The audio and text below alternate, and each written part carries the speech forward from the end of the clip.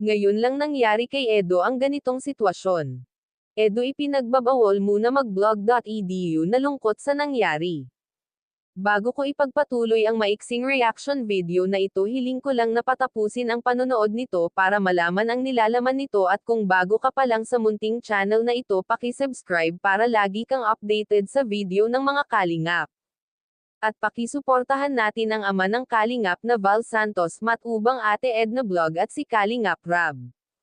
Isang mapagpalang araw sa inyong lahat mga kalingap, at shoutout nga pala sa patuloy na sumusuporta sa aking YouTube channel, lalong-lalo na sa mga viewers natin na walang sawang nanonood at sumusuporta. Maraming salamat. Edo hinarang ito at pinagbawalan mag-vlog sa kanyang tinutulungan. Labis nga ang lungkot na nadarama ni Edo nang harangin ito ng kababayan natin at pinagbawalan na e-vlog ang matanda na kanyang tinutulungan dahil dito daw sa kanilang komunidad ay bawal daw ang tumanggap ng tulong. Pero sa barangay nang makausap ni Edo ang kapitan ay natutuwa nga ito at kahit papaano ay may naghahatid ng tulong sa matanda. Dahil ang nais lang naman ni Edo ay maghatid ng tulong sa kanyang tinutulungan ay hinarang pa siya nito.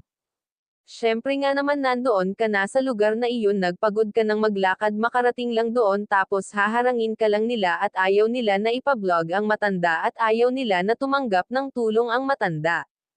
Dahil ang trabaho ng matanda ay naglilinis ng mga damo at konti lang ang kinikita siguro, kaya ayaw nilang ipa-vlog at mabigyan ng tulong, at baka iniisip nila na hihinto na ito sa paggamas at wala nang gagamas sa kanila.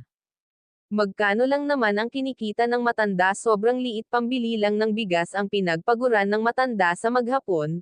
Sobrang kawawa ang matanda. Nang makausap nga ito ni Edo ay humihingi ito ng konting tulong. Kinausap na nga lang ni Edo ang matanda ng patago. Sinabi ni Edo sa matanda na babalik siya at magbibigay ng tulong pag maayos na ang lahat. Hanggang dito na lang ang update ko mga kalingap. Maraming salamat at God bless.